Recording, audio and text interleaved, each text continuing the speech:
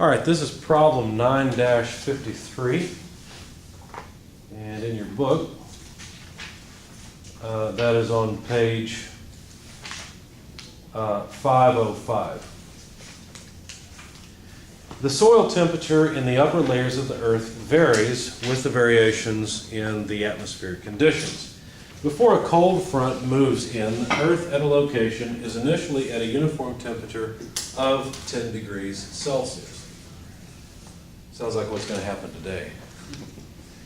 Then the area is subjected to a temperature of negative 10 degrees Celsius and high winds, which resulted in a convection heat transfer coefficient of 40 watts per square meter per degree Celsius on the Earth's surface for a period of 10 hours.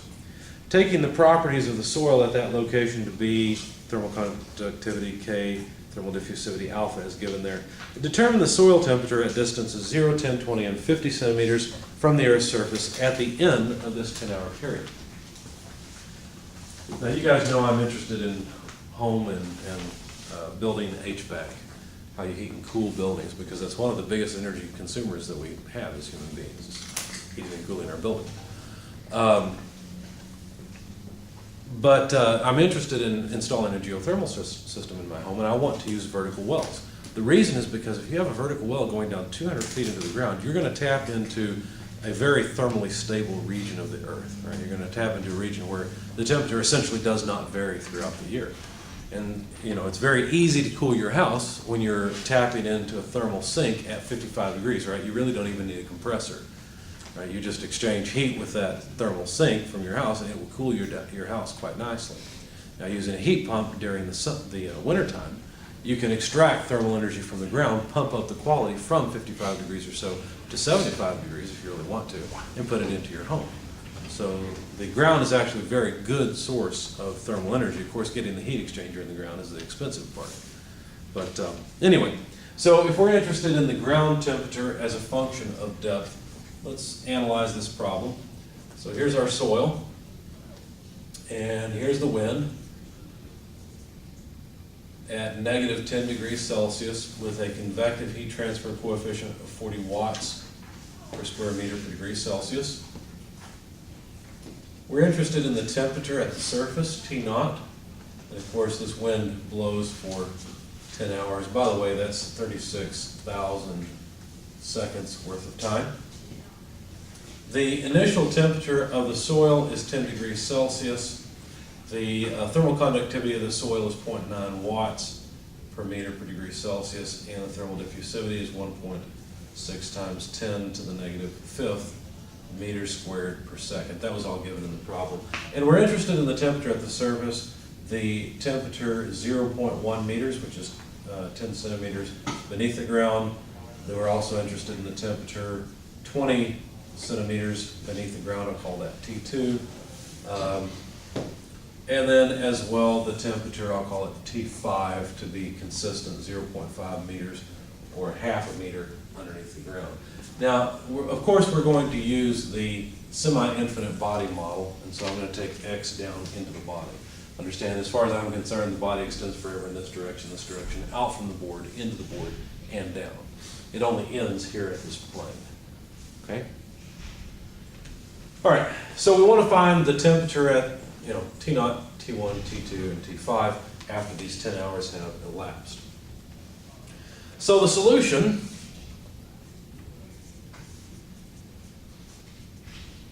is complementary error function, x over 2 root alpha t less exp. By the way, exp is something that Excel and a lot of programs uses. It means e to the power of. Okay, it's kind of like writing sine, but it's just writing it as exp. Okay? So everything that in the parentheses after this needs to be raised, or needs to be the exponent on e. Anyway, it's hx over k plus h squared alpha t over k squared. And then we've got the complementary error function of, I'm going to break this line, let me cheat and move it x over 2 root alpha t plus h root alpha t over k. Of course, this looks more like a problem, as I said, than a solution, but this is what we need. Now notice that the parameters that go into this, there's only a couple of them. In fact, there are only 2 or 3. I don't recall how many. I think it's 3. Anyway, let's find out. I'll continue with my notes. We'll find out. H squared alpha t over k squared. Where does that appear? That appears right here. And then if we take the square root of it, we'll have, let's see, that one. So that would take care of these two things. So let's go ahead and compute it. It's 40 watts per meter squared per degree Celsius. Alpha, the thermal diffusivity, is 1.6 times 10 to the negative fifth square meters per second. And then the amount of time is 36,000 seconds worth of time, divided by k squared, where k is the thermal conductivity of the dirt, 0.9 watts per meter per degree Celsius quantity squared. Plug all this into your calculator, you find that this is about... Is your h squared? Is the h squared? Yes, it should be squared. Thank you. You should get about 11,037, and it's non-dimensional. Okay, so that takes care of this one. And if we want h root alpha t over k, that's just the square root of this, right? So that's easy. That's just the square root of 1137.78. Plug that in your calculator. It's about 33.73, and that's also non-dimensional. Okay. We're just trying to find all the little things that go into this equation. Take care of that piece. All right. We've got 2 other terms. It's x over 2 root alpha t and hx over k. We've got to take care of all those. Now, unfortunately, the term we've computed is the only one that will stay the same, right? It'll be different depending on what depth we're looking at. So if we're looking at a depth of 0, then x is equal to 0, and we'd have to figure out what happens there. But let's just begin at x equal to 0.1. So at x equal to 0.1, then x over 2 root alpha t for this term and this term would be 0.1 meters divided by 2 square root 1.6 e negative 5, if you guys don't mind me abbreviating, times 10 to the negative fifth that way, meters squared per second times 36,000 seconds. And all that's under the square root. Seconds go away. Of course, once we take the square root of meters squared, we'll have meters, and so the units all disappear. Anyway, this is approximately 0.0659, and it's non-dimensional. Okay. Now, in the terminology of the chart, this is that odd spring, snake, whatever you want to call it, parameter. I can never remember the name of this. It's a Greek character. I can't remember. I think it is xi or something. Xi? Okay, whatever it is.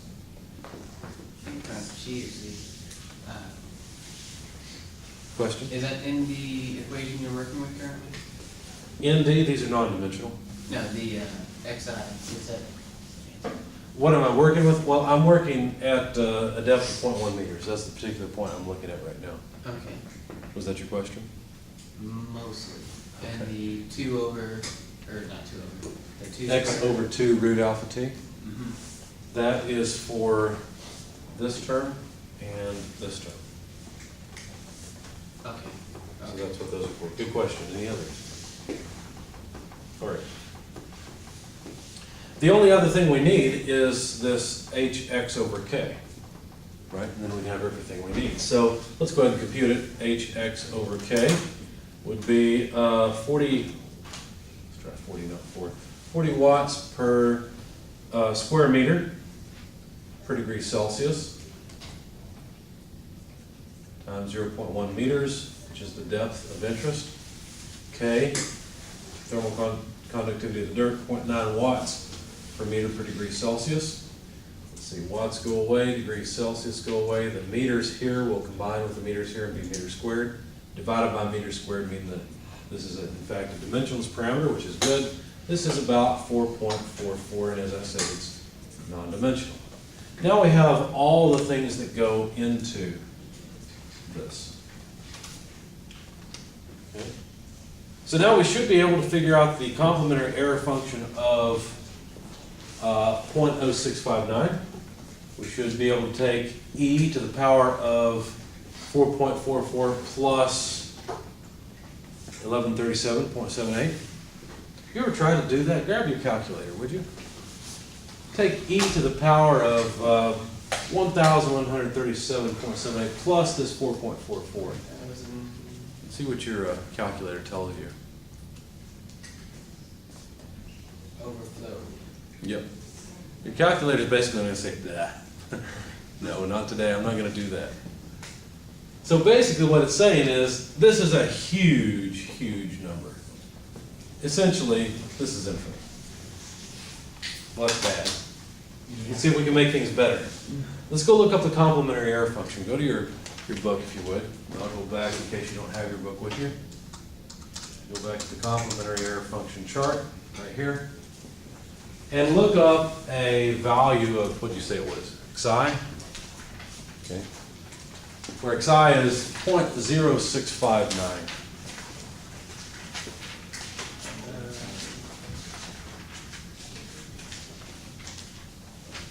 Well, there's a 0.06 and a 0.08, right? Now we could interpolate and come up with something between 0.91 or so and 0.93. Do you guys see that? Mm-hmm. We could, but I'm not sure that it's going to do us a whole lot of good. I did. It turns out this is about 0.926 by interpolation. Okay, so this one, this parameter here seems a little friendlier. But now let's go over here and look at this one. Now we need to take the complementary error function of, let's see, a really little number plus 33.73. Essentially, if we're going to add 33.73 to 0.0659, we may as well not even do it, right? We may as well just look up 33.73 on this chart and be done, okay? Because the difference is in the second decimal place. I mean, if you really wanted to, you could call this 33.8, okay? 33.8, let's see, that's going to give us, about 0, right? So the complementary error function of a number that big, this term is about 0. Now what? We have infinity times 0. What good does that do us? Not much.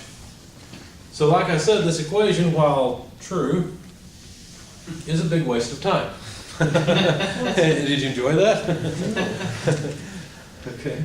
So this equation is really not going to help us a whole lot. Now notice, we really haven't wasted time. About 12 minutes. It seems like it, right? But really most of the time was involved in finding all these other parameters.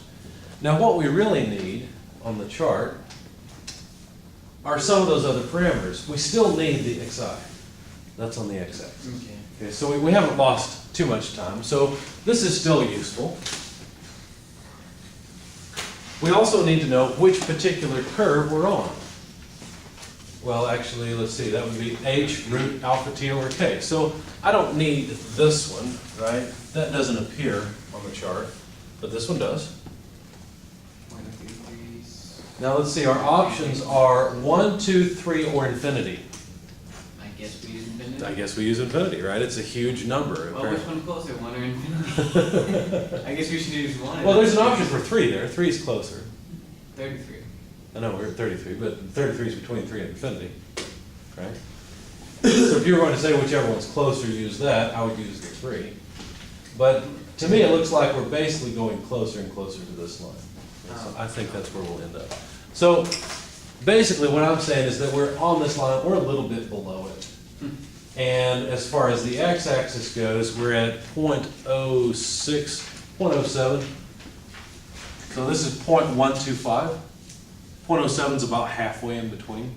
That'd be about 0.0625, maybe a little more.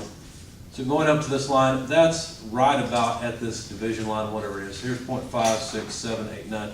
You see how that's about 0.9 or so? If you're looking at the video, you should, or if you're watching the video, you should be looking at, what figure is that, guys? 485? Yeah, page 485, there's a figure there that gives you the equation that I erased in graphical form. So you should be looking at that, and you need to determine off the y-axis that you should, that 0.9 is about the correct number.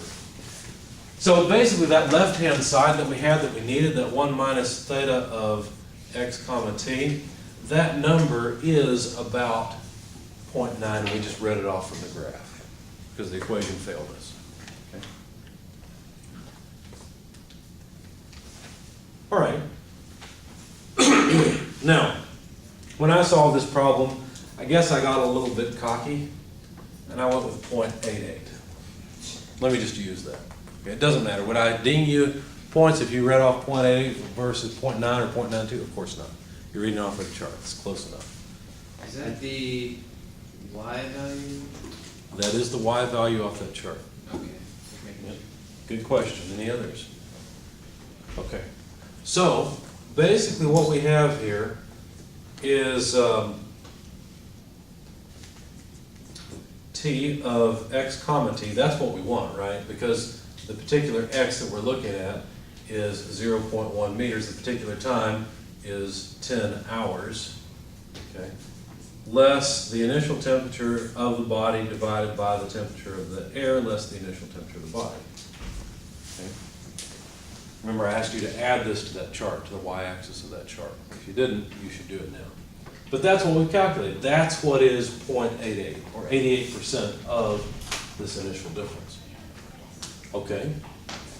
So to solve for the temperature that we really want, which is the temperature right there, okay, that's what we're solving for. And why is it right there? Because we pointed the equation of the chart to that point, to 0.1. Okay, that's why. Anyway, to solve for it, this would just be T infinity less Ti, quantity multiplied by 0.88 plus Ti. All I did is rearrange this equation and solve for the temperature of interest. Okay, when you do that, you find that the temperature is about negative 7.6 degrees Celsius. Okay. So this ground was at 10 degrees Celsius uniform temperature. Cold air blew across the ground for 10 hours at negative 10 degrees Celsius, and 10 centimeters below the ground went to negative 7.6 degrees Celsius. Okay. Well, what happens when we look at a position of x equals 0? So what about when x equals 0? Then what happens? Well then, if x is 0, then this parameter, I'm going to use this again in a moment, so let me leave that alone. But this parameter just goes to 0. Right? hx over k also just goes to 0. Right? Because it's got an x in there. So what does that mean? Well, that means that on the x-axis of that chart, we're over here at 0. Okay? Because that's the position of interest. We are also on, let's see, where's my other number? We're still on h root alpha t over k, 33.73. So we're still slightly below this curve. Okay? So if you go up here, we're pretty close to 1, but just a little bit less than 1. Basically, all we could really say is that the temperature at this surface is close to negative 10 degrees Celsius, but not quite. Now, if you really wanted to, if you really pushed for an answer, which when I'm working a solution, I feel like I need to give a solution to everything. If I'm really going to try and read it off, I might say that's about 0.95 or so. Maybe 0.99. You can make the case for 0.999. It's hard to say. I just wanted a number to throw in here, so I read off 0.95. And I guess part of that is the fact that this is not infinity. It's 33.73. I don't know exactly how far to go down below the line. 0.95 seemed reasonable. Anyway, the number you get when you plug that in is negative 9 degrees Celsius or so. Could you make a case for negative 9.9 degrees Celsius? Of course, right? So this is about the best I can do, negative 9 degrees Celsius. Here we had negative 7.6 degrees Celsius. Notice the temperature is rising, of course, as we move down into the body. Do the same thing again. X equals 0.2. Well, then the x-axis parameter, xi, is here somewhere, I thought.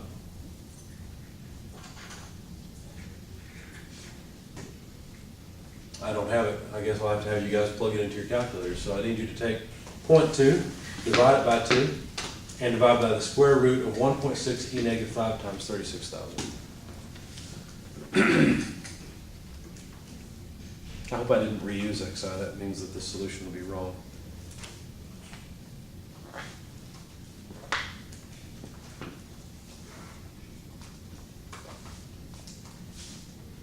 Oh, I did do it. It's staring me right in the face. 132? 317. Okay, so 0.132. Okay, great. All right, now when we do that, 0.132 is going to be a little bit to the right of this first division line. And so when I read it off, my best estimate is that that's about 0.8 or so. Okay, so I read off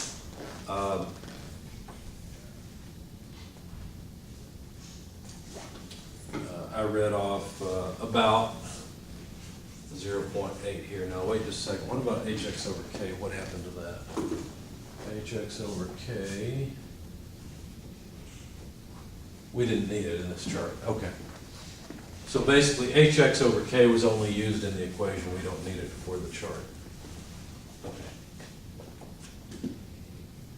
All right, so if it's 0.8, then this just goes to 0.8. You guys understand what numbers I'm plugging in here and why? This would be negative 10, this would be 10, that would be 10. Okay, those are just the temperatures of the fluid in the ground. Anyway, plug all that in, you get negative 6 degrees Celsius. So my best estimate here is negative 6. And then what about if we go half meter below the ground? Then what? We'll play the same game, a half meter. The new parameter is 0.330. And so when we go to our chart, 0.33 is going to be to the right of 0.25. This is 0.375 here. So somewhere about halfway between. Go up to our curve, read it off. And I got about 0.65 or so. So at 0.65, the temperature came out to negative 3 degrees Celsius. So over here, negative 3 degrees Celsius. We still haven't found the frost line yet, right? We'd have to keep going and try to find it. How could you do that? Could you keep guessing a depth and then calculating the temperature? You could. That would be iteration. What I would suggest you do instead is say, I'm interested in a temperature of 0 degrees Celsius. Okay, in fact, let's just do it and find out the depth. We'll add to this problem just a bit since we're close to our break anyway. May as well use up the video time. All right, so if we were interested in a temperature of 0 degrees Celsius and we want to know where that occurs at 10 hours, we could simply plug it in here. So what we would do, let's see, we'll leave that for now because we may need it. Yeah, what we'll do is we'll say, well, this is, I don't need this part. 0 less 10, the initial temperature of the ground. Temperature of the air is cold, that's negative 10. So negative 10 over negative 20 would be a half, right?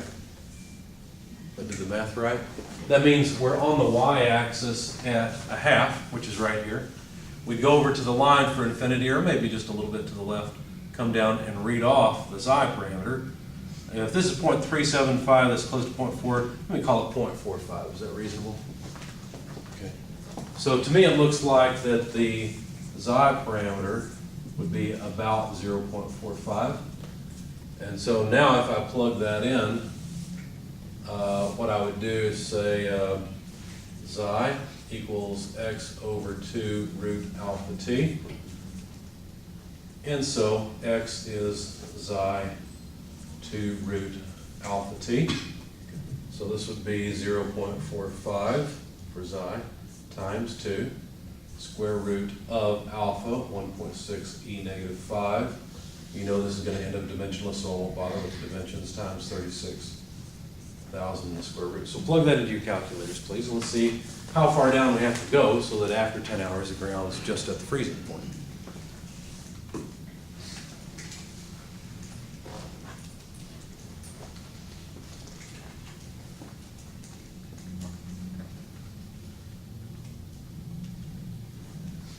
It's 683. That would be meters. Now, because of all the difficulty in reading off the chart, I probably wouldn't say 0.683, I'd probably say 0.7. Right, we'll be done with it. It's about 0.7 of a meter down. Any questions?